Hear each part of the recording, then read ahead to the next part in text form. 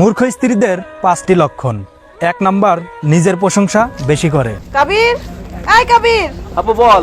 চল উকিলের কাছে যাব। উকিলের কাছে কেন লেগে যাবি? কাজ কম করে কিন্তু বড় বড় গলায় কথা বলে। তোর দুলাভাইকে ডিভোর্স দেব, চল আমার সাথে। দুলাভাইরে ডিভোর্স দিবি? চল এক্ষুনি চল। তাহলে ঠিক আছে, তুই একটা কাজ কর, ওই যে আমার পরে ময়না ভাবি আছে না, তুই ওর কাছে যা। ময়না ভাবির কাছে কেন যাব? ময়না ভাবি কোর্ট কাছারি পুলিশ এগুলো ভালোভাবে বোঝে, আমি এগুলো বুঝি না।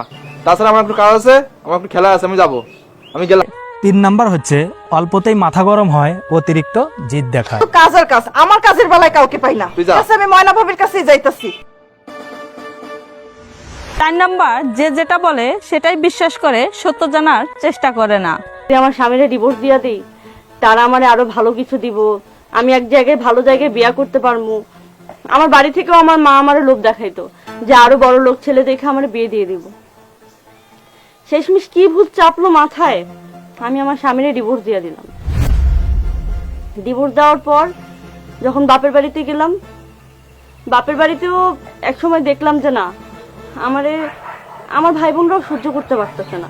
ঘরের সব কাজকর্ম আমারই দিয়ে করায়, রান্না বান্নাটাও আমারই করতে হয়, এক প্রকার কাজের মহিলার মতো।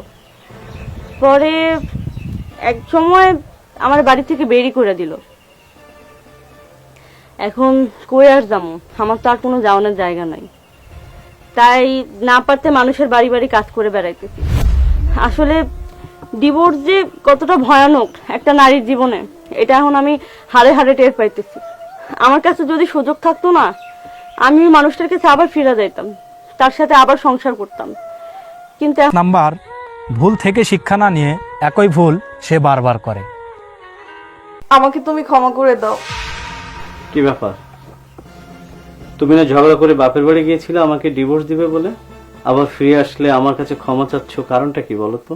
ডিভোর্স একটা নারীর জীবনে কতটা ভয়াবহতা নিয়ে আসে সেটা আমি বুঝতে পেরেছি।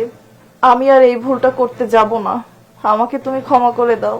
দেখো, স্বামী হিসেবে আমার যতটুকু সামর্থ্য আছে আমি কিন্তু তোমার জন্য চেষ্টা করি, হয়তো অনেক কিছু করতে পারি না,